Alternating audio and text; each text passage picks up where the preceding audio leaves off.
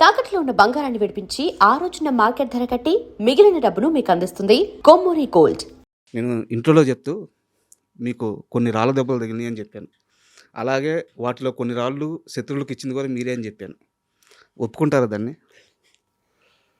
ఒకటి గుర్తుంది, అది ఒకటి మాత్రం ఒప్పుకుంటా. Sir okay. ఇంకొక చిన్న విషయం సార్.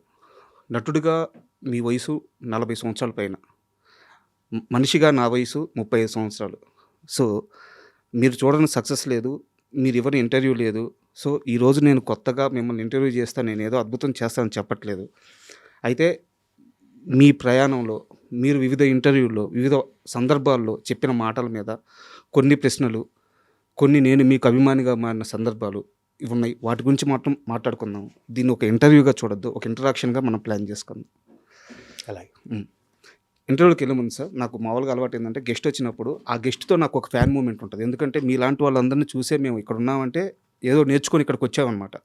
సో మీ విషయంలో నా ఫ్యాన్ మూమెంట్ ఏంటంటే ఖడ్గం సినిమాలో ఆర్మీ ఆఫీసర్ క్యారెక్టర్ అనమాట. అంటే ఒక పెద్ద వర్షం పడుతూ ఉంటుంది, ఆ వర్షం రోజంతా పడుద్ది, కానీ ఒక మెరుపు వస్తుంది, అది ఒక సెకండ్ ఉంటుంది. ఆ రోజు ఇంపాక్ట్ తెల్లారు లేసిన తర్వాత అందరూ నిన్న ఒక పిడుగు పడిందిరా, ఒక మెరుపు వచ్చిందిరా అంటారు. ఖడ్గం సినిమాలో మీ క్యారెక్టర్ అటువంటిది. నాకు ఆ క్యారెక్టర్ చేస్తున్నప్పుడు కానీ, ఆ క్యారెక్టర్ మీకు కృష్ణవంశీ గారు చెప్పినప్పుడు కానీ, ఆ సందర్భంలో జరిగిన మాటలు కానీ, ఏదన్నా కొన్ని విషయాలు నాకు ఆ సీన్ గురించి కావాలి సార్. ఆల్రెడీ ఇంతకుముందు కూడా ఈ విషయం నేను చెప్పాను సార్. కృష్ణవంశీ సినిమాలో నేను ఇంచుమించు చాలా సినిమాల వరకు నేను మెయిన్ క్యారెక్టర్లు వేస్తుంటా సార్. ఎప్పుడైనా తక్కువ ఫోన్ చేసి, రే శివాజీ ఇది ఒక్కటే సీను నువ్వే చేయాలన్నప్పుడు ఈ సినిమా నేను ఫస్ట్ నేను చేయనన్నా. ఇంతకుముందు కూడా చాలాసార్లు చెప్పా, ఖడ్గం నేను ఇంతకుముందు నీ దగ్గర మెయిన్ క్యారెక్టర్లు చేశాను చాలా, ఇవి నేను వచ్చి ఒక 1 డే చేసి వెళ్ళిపోవటం అన్నది న్యాయం కాదని. సార్ నువ్వు ఒకసారి ఆలోచించరా ప్లీజ్, నాకు నువ్వు చేస్తే బాగుంటుంది అనిపించిందని. ఈ ప్రకాష్ రాజ్ వీళ్ళు కూడా అటు చేయనంటుంటే ఎందుకు నిశాలు బతిమాలుతా ఉంటే, లేదు ఈ క్యారెక్టర్ వాడే చేయాలి. తెల్లగట్ల 3 గంటలకు ఫోన్ చేసి 4 గంటల షూటింగ్ అన్నాడు. నేను వెళ్ళను నిజంగా, వంశీ కాబట్టి వెళ్ళా. ఓకే. అంటే వంశీ అంటే అంత ఇష్టం నాకు. సార్ 4 గంటలకి ఏదో సాంగ్ దొరుకుతుంది, ఎండింగ్ వచ్చి షాల్ చుట్టుకుంటూ వెళ్ళిపోతాను. తర్వాత నిన్ను నైట్ ఇబ్బంది పెట్టను రా, నీ గురించి నేను పగలే చేస్తానని నాయుడు గారి స్టూడియోలో అక్కడ సెట్ వేసారు, ఇండోర్ అది. ఓకే. ఆ సీన్ అంత సీరియస్గా ఉన్న ఆ సీన్లో డైరెక్టర్ యాక్షన్ చెప్పబోయే ముందు అంతా మేము నవ్వుతూనే ఉన్నాం. నేను, ప్రకాష్ రాజు, రవితేజ, శ్రీకాంత్, బేసిక్ అందరం తెలియ స్టార్టింగ్ నుంచి ఫ్రెండ్స్ అవటం వల్ల, వంశీ బాగా క్లోజ్ అవటం వల్ల అంత సీరియస్గా తీసుకోలే సార్ దాన్ని. పైగా నేను వేరే షూటింగ్కి వెళ్ళాలి వచ్చేసి, వీళ్ళ జోకులు ఏంటంటే ఈరోజు అవ్వదరా అని. కానీ వంశీకి ఆ సీన్ తెలుసు, ఆగిపోట్టు ఆ సినిమాకి చాలా ఇంపార్టెంట్ సీను, అది పక్కా ప్రొఫెషనలే చేయాలి అన్నది ఏదో ఉంది అతని బ్రెయిన్లో. 4 కెమెరాలు పెట్టాడు సార్. ఆ టెన్షన్లో అతను ఉండగా ఒక పక్కన ఉత్తేజ్ మాటలు రాస్తున్నాడు. సార్ వంశీ నన్ను వచ్చి ఒకసారి డైలాగ్ చూడరా అంటున్నాడు. కానీ మేము నలుగురు ఇక్కడ జోకులు వేసుకుంటూ కూర్చున్నాం కాబట్టి విపరీతంగా నవ్వుతున్నాం. ఓకే, ఒక అరుపు అరిశాడు, సైలెన్స్ వస్తావా అని. కోపం వచ్చేసింది. డెఫినెట్గా వస్తుంది, సీరియస్ సీన్లో మేము జోకులు వేసుకుంటూ కూర్చుంటే ప్రకాష్ అందరూ ఒకటే షాట్ ఓకే, ఒకటే షాట్ ఓకే. ఆ తర్వాత క్లోజ్లో ఉన్న తీసాడు అని తెలియదు, కానీ సింగిల్ షాట్ ఓకే అది. సార్ ఇప్పటికీ నేను 500 పైన సినిమాలు చేసినా, నన్ను ఇంకా ఏదైనా ఫంక్షన్కి వెళ్ళిన ఎక్కడికి వెళ్ళినా ఖడ్గం గురించి అడుగుతానంటే ఆ credit goes to Krishna Vamsi only. Sir and కొంచెం ఎక్స్టెన్షన్ క్వశ్చన్ సార్ దీనికి. ప్లీజ్. మొన్న సర్జికల్ స్ట్రైక్ సంథింగ్ ఇవన్నీ జరిగినాయి అనమాట, మనం అంతా చూసాము, దేశం అంతా గర్వించే మూమెంట్.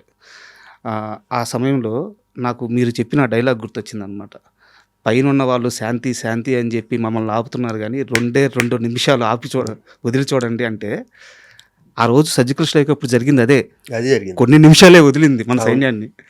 సో అసలు నాకు ఆ ఇన్సిడెంట్లో ఆ సీన్ పెట్టుకొని చూశాను అనమాట. ఒక రకమైన పంపించారు ఆ రోజు నాకు. ఎన్ని ఇలాంటి ఆగస్ట్ 15th వచ్చినా, సార్ ఇలాంటి సర్జికల్ స్ట్రైక్స్ వచ్చినా కూడా ఇది బాగా రొటేట్ అవుతుంది సార్.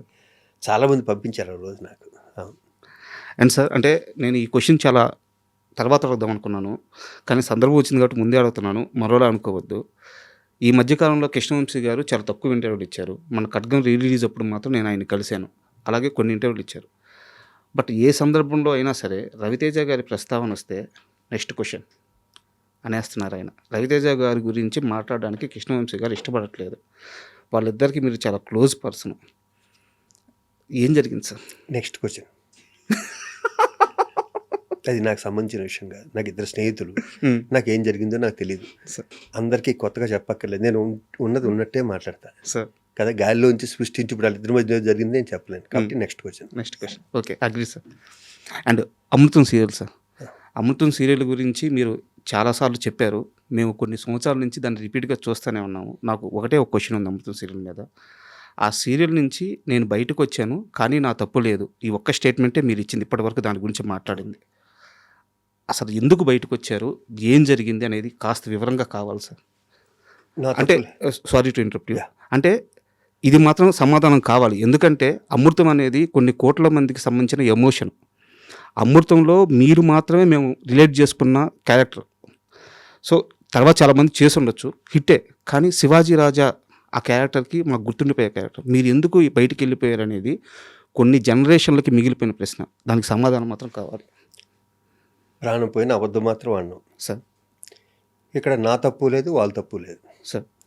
ఒక హిట్ వచ్చాక తలకు ఒక కిక్ వస్తుంది సార్. ఒక మంచి హిట్లో ఇది నా వల్ల, ఇది నా వల్ల, నా వల్ల అని. అక్కడ వచ్చిన ఈగో ప్రాబ్లమ్స్ ఏమైంది, అలాంటిది ఏదైనా జరుగుంటుంది. నేనేదో డబ్బింగ్ చెప్పడం లేట్ అయిందని వాళ్ళు ఏదో అలి నా మీద ఏదో ప్రోమో రిలీజ్ చేశారు. ఈ కోడి కుయ్యకపోతే ఆగిపోతుందా, అలాంటిది ఏదో. ఓకే.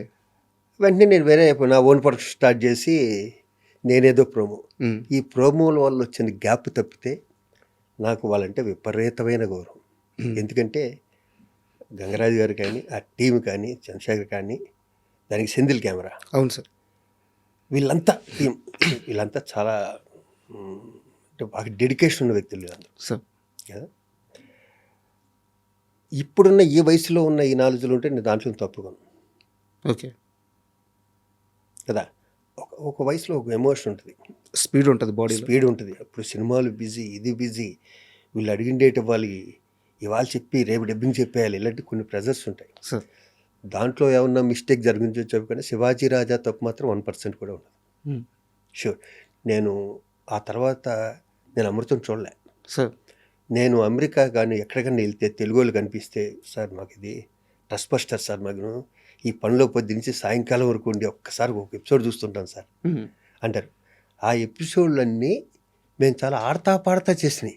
నేను కానీ, గుండె హనుమంతరావు కానీ, ఝాన్సీ గారు కానీ అందరూ. నేను ఇప్పటికీ చెప్తున్నా, నాలో ఏ ఈగో లేదు. క్రెడిట్ గోస్ టు గంగరాజు గారు, అయిందే క్రెడిట్. కానీ తెర మీద కనిపించే నా క్రెడిట్ కూడా ఉంటుంది. అంతే కదా సార్. నేను ఎంత ఇంప్రవైజ్ చేయలో దాన్ని చెడగొట్టకుండా. ఆయన నా తర్వాత అబ్జర్వ్ చేస్తుంది అంటే గంగరాజు గారి దగ్గర ఆయన ఏదైనా ఒక డైలాగ్ రాస్తే ఇంప్రెషన్లో మేము మారుస్తే దాన్ని ఆయన అలిగాడు అన్న విషయం తెలిసేది. ఓకే. నాకు ఆర్టిస్ట్గా నాకేంటంటే, నేను ఏదో ఇంప్రవైజ్ చేసాక దీన్ని బిల్డప్ చేసుకుంటున్నాను కదా, 1 డైలాగు 2 డైలాగులో మారిస్తే అది మాకు వచ్చి చెప్తే బాగుండేది, 3వ వ్యక్తి వచ్చి నాతో చెప్పడం ఏంటి అన్నది కూడా నాకు ఫీల్. ఓకే కదా. ఆయన రైటింగ్లోనూ ఆయన దాంట్లో ఆయన గొప్ప, కానీ నా ప్రొఫెషన్లో నేను కూడా గొప్ప. అంతే కదా. ఇక్కడ వచ్చిన క్లాష్, ఈ మధ్యలో వ్యక్తులు ఉంటారుగా, ఎక్కడైనా అంతే సార్. జరిగిందైతే ఇది. మరి వేరే ఏమన్నా ఉంటే మీరు గంగరాజు గారిని అడగ, నాకైతే ఐడియా లేదు. నేనైతే మర్చిపోయాను. ఒక క్రికెట్ మ్యాచ్కి విజయవాడ వెళ్ళి నేను, వెంకటేష్ గారు, శ్రీకాంత్ వెళ్ళి రావటం 1 డే లేట్, అది వెళ్ళటం, నేను డబ్బింగ్ ఏమైనా విజయవాడలో వచ్చాక చెప్తాను అన్నది కొంచెం సరిగ్గా చెప్పలేకపోయింది వచ్చినాను. ఓకే కదా. అదేదో హట్టారని తెలిసింది. నాకు తెలిసిందైతే సార్, నా ప్రొఫెషన్ మీద ఇంతే. అవును.